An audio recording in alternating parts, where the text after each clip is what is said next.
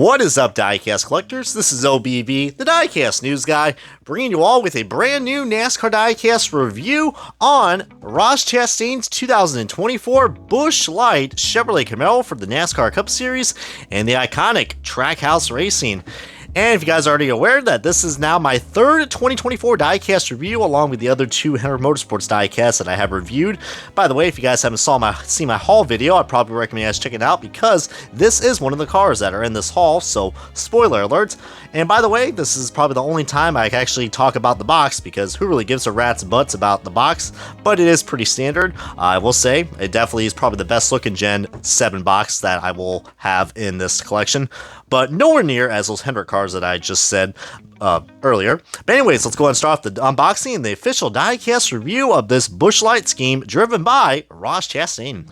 And alrighty folks, we got this diecast out of its box, and it's also mounted on a diecast plastic base, as you guys can see with the two holes right here. So I was able to get this out with the familiar help of a triangular screw. So just letting you guys and be aware that if you get the 164, this will be on a base because, well, if you guys are new to collecting, basically these things are mounted on bases because, well, 164 diecasts are mostly marketed as toys, and, well, this is a, an adult sponsor, Busch Light. I mean, yeah, that's something that a child could go out and buy.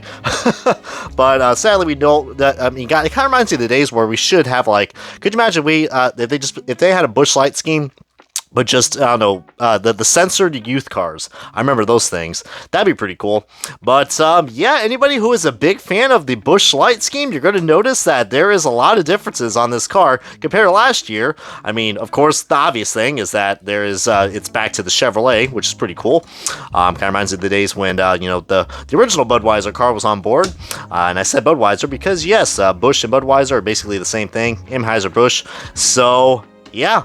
And, of course, the elephant in the room, yeah, this is not the number 4 Ford Mustang. This is the number 1 of Ross Chastain. He is the new, I guess you could say, driver spokesperson for Busch Light.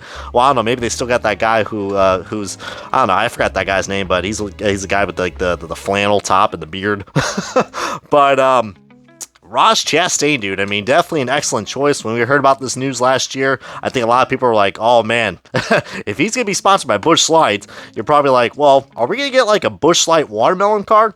Well, not yet, but I feel like we are going to get to it. And speaking of that, let's get on to the nice little details of this car. You can see we got that bright, beautiful gold finish right there on that Chevrolet logo. Really cool. Still glad we got the window bars on this. For some odd reason, the Kyle Busch cars, if you haven't noticed, they don't have the window bars on here. Don't know why, but yeah, as you can see, that looks pretty cool. But then we got the nice Busch Light branding, and as you can see, this one is a lot more different than last year. Considering that, you know, last year's was mostly all gray. I think the only thing that's gray that's pretty visible on this car is the foil number, which, yeah, if you guys want to play the guessing game and how much I spent on this car, then I don't know, you will win some Busch or whatever other sponsors you see right there. I don't know, if I won that contest, I'd probably get some Wendy's. But speaking of that, guys, the Wendy's sponsorship is actually updating on this car. But one thing that's not updated is the quality control. So we do got not 1, not 2, not 3, but 4 paint bubbles. So, and I paid $13 for this. So, oh yeah, and the Cup Series logo is also a little crooked as well. But hey, I shouldn't be complaining about a Gold Series scale diecast because, heck, you know, this is the best quality that you will get on a 164 scale NASCAR diecast regardless. And we do got, for $13, you see the full number, it looks like it has some peeling action going on. So you guys can be the judge if you guys think $13 is worth the $2 up price for just a nice little piece of foil number, which is cool and all. But you know what? I mean, this is probably your only time to get this because you're probably going to be like, well, let me get this in NASCAR Authentics. Well, we can't have the Busch Light sponsorship in NASCAR Authentics for very obvious reasons. All I can say is having a beer-sponsored car in the toy aisle is probably not the best thing. But I really love how this car looks, man. I mean, I did not mind the, which we'll be on to the side-by-side comparison in a second, but this is a nice new look for the Busch Light scheme that we have seen different variations of this. You can see we got like the ocean and the background. It's just all mountains. Really cool. So anybody who's a big fan of, like, I don't know, the mountains, or you guys like hiking, or if you really love your beer cars, this is the one to get right here. But the mountains are absolutely surrounded on the front, which looks pretty cool. And you can see it looks like a modern art masterpiece, guys. Even where the logos where the sponsors are, you can clearly see mountains are right there, which are just perfect. I mean, that is some great sponsorship representation right there, man. So easily, I would say this is already one of my favorite diecast paint schemes so far. Well, one of my favorite paint schemes that was released in diecast form. This one right here, I know it's expensive, but $13. I say if you really love this scheme, you have to get it. As we got Race for the Mountains on the back and a little bit more of a quality issue. A lot of Busch Light sponsorship.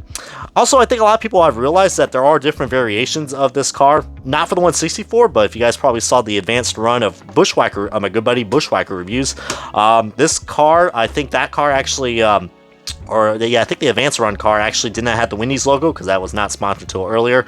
And I think there was a blue number instead of white, so they kind of inverted the colors right here, which I thought was pretty cool. But we also do got the detailed rims as well. I would love colored rims, but still is nice. It's like that dark, I almost want to say dark ether, but you know what I mean. Whatever kind of stains I said in the past. We got some paint chip going on in the back, but we got a pretty bland back, but it is all white, which looks pretty clean, even though I just contradicted myself. And this side is pretty much the same as the other side, hopefully even no quality issues. But now we're getting on to the favorite part of my diecast reviews, which is the comparison. And here it is. This is Kevin Harvick's 2023 Busch Light car that I'm comparing this to. And, I mean, as you guys can see, there is a big difference. If you're not a big fan of the special finish that we had last year, which was just mostly all metallic, I gotta admit, I saw this car under the lights at Daytona, and it looked pretty darn badass. But let me tell you what, the Busch Light scheme, it's such a cool change for the Busch Light cars. And remember, this is the first time we've had a Busch Light scheme actually changed up. I mean, if you guys remember the early days when Busch Light actually first came on board with Kevin Harvick, they didn't have like this silver and this light and this metallic blue. Remember, it was like blue, and I think there was even like some gold accents too, guys. Gold or tan, or I don't know, it was like a dirty tan or something like that, as I'm trying to identify my colors right now, but maybe my mind's just getting so flabbergasted with all these special finishes. I mean, look at that. I don't know, I mean, it just depends what you guys like, but judging by the look of this, how it looks on camera, the Ross Chastain car absolutely blows this thing out of the water. It's not even funny. There's more creativity. There's more character. There's so many great details on the background of this Busch car. It's not even funny, man. I mean, if you really love this car, if you want to spend $70 or $80 for the 124, I say go ahead. But this 164 looks like it has a lot of cool detail, which I just love.